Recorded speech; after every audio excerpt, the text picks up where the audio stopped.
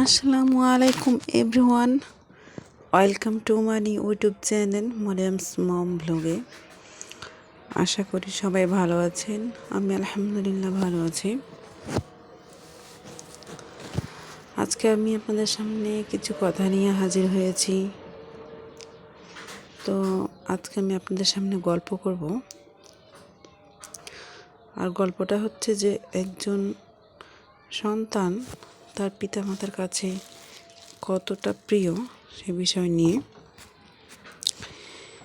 তো একজন মানুষের যখন বিয়ে হয়, স্বামী স্ত্রী, তখন তাদের মাঝখানে যখন একটি সন্তান না থাকে, তখন তাদের জীবনটা আসলে অর্থহীন হয়ে পড়ে। তার মনে হয় না যে তাদের এটা সংসার। তখন আপনি যা ভাববেন, আপনাকে যা কষ্ট লাগবে, আপনার আশপাশের মানুষ, আপনার প্রতিবেশী, আপনার বাড়ির লোকজন আপনাকে সব সময় খোঁটা দিবে, সব সময় উঠতে বসতে আপনার সাথে খারাপ ব্যবহার করবে। না জানি তারা আপনাকে মজার পাত্র পেয়ে গেছে। আসলে সন্তান দেওয়ার মালিক আল্লাহ তাআলা। তো মানুষের আজকাল এতটা ওভার কনফিডেন্স মানুষের উপরে যে তারা ভাবে যে একজন মানুষের যখন সন্তান হয় না, তখনই তারা ভাবে যে কেন হয় না, নেই না সেই জন্য হয় না, এটা সেটা, তার কপাল খারাপ, তার এরকম, তার কর্মদোষে হয় না, অনেক কিছুই বলে।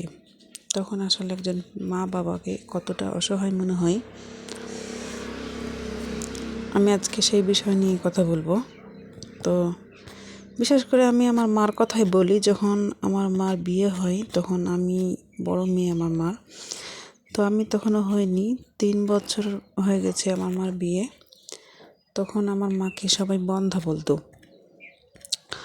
আমার বাবাকে বলতো আমার মাকে ডিভোর্স দিতে, যে এই মেয়ে বন্ধা, কখনো বাচ্চা হবে না, একে ডিভোর্স দিয়ে দাও। তো আসলে আমার আব্বা কখনো আশা ছাড়েনি যে অনেক কারো 10 বছরও হয়, 20 বছর হয়, 5 বছর হয়, 3 বছরে হয়, কারো আবার 1 বছরও হয়ে যায়। এটা আসলে আল্লাহর ইচ্ছে। তো আমার বাবা ঠিক আল্লাহর উপর ভরসা করেছিল, কারো কথায় কান দেয়নি। কোনো মা, বাবা, চাচা, চাচি, মানে প্রতিবেশী, কারো কথায় কান দেয়নি। একমাত্র আল্লাহ তাআলার দিকে চেয়েছিলেন আমার বাবা, আর আমার বাবার আশা ঠিক পূর্ণ করেছে আমাকে দিয়ে। তো তখনই আমার বাবার সংসারটা ভরে গিয়েছে।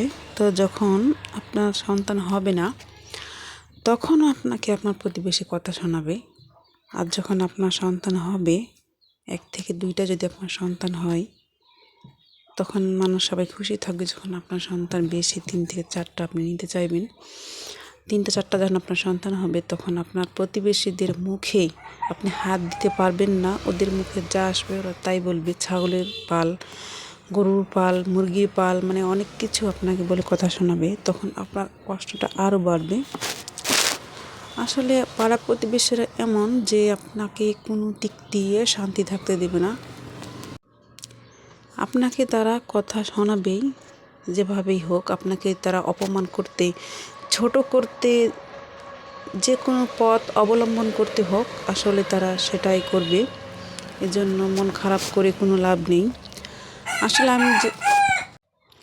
আমি যে কথাগুলো বলছি, তো আমার বাড়িটা রোড সাইডে, একেবারে রোডের পাশে। তো কথা বলার সময় এত ডিস্টার্ব হয়, সব সময় এই রাস্তা দিয়ে গাড়ি চলাচল করে, কারণ এটা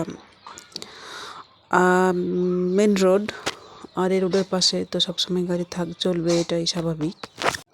আর আমি যে আমার বাড়ির পিছনে গাছতলায় গিয়ে কথা বলবো, সেখানেও শান্তি নেই, কারণ ওখানে এত বাচ্চারা খেলাধুলা করে, চিল্লাচিল্লি করে। আবার আমাদের আশপাশের মানুষগুলো, আমাদের বাড়ির মানুষগুলো আমাদের গাছতলায় বসে থাকে, কারণ রাস্তার সাইডে তো আর বসা উচিত না মেয়েদের, সেজন্য তারা বাড়ির পিছনেই সবসময় বসে থাকে, অনেক কাজ করে, কাঁথা সেলাই করে, গল্প করে। তো সেজন্য সেখানে যাওয়া সম্ভব হয় না। আবার এখানে রাস্তার সাইডেও আসে, এত অস্বস্তি লাগে, আসলে কি বলবো। তারপরও এর ফাঁকে ফাঁকে কথাগুলো বলার চেষ্টা করি। এত কষ্ট করে আমি কথাগুলো বলি, তো আমার একটু খারাপ লাগে যে আমি এত কষ্ট করে ভিডিও বানাই, অথচ যে কয়জন ভিউজ হয় আমার এই নতুন চ্যানেলে, কারণ আমি নতুন এই চ্যানেলটা খুলেছি,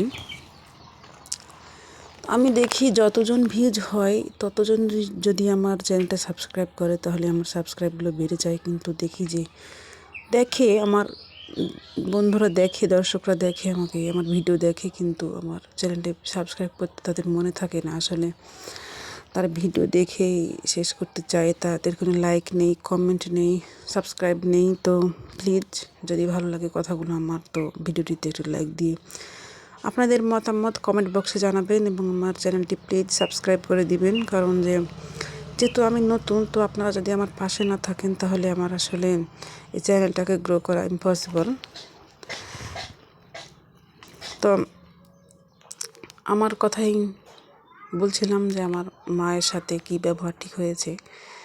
তো আমার যখন আরেকটা বোন হলো, তখন আমার মার উপরে আবারও অশান্তি শুরু হলো যে দুই মেয়ে হয়ে গেছে, এখন এটা হচ্ছে শুধু মেয়েই হবে আর ছেলে হবে না। তো একে রাখা যাবে না, এই বউ রাখা যাবে না। দুটো মেয়ে হয়ে গেছে, আবার যদি মেয়ে হয় তাহলে কিভাবে বিয়ে দিবে, কিভাবে পড়ালেখা করাবে, কিভাবে পালবে। মানে এত পরিমাণে অপমান শুরু করেছে আমার বাবাকে, আমার মাকে। বলছে যে আমার মাকে বলছে তুই চলে যা তোর বাবার বাড়ি। আমার দাদি অবশ্যই কোনো দিন আমার মাকে খোঁটা দেয়নি, কিন্তু আমার দাদির বোন, আমার দাদির ভাইরা অনেক খোঁটা শুনিয়েছে আমার মাকে। যখন আমরা কেউ হয়নি তখন আমার মাকে খোঁটা শুনিয়েছে।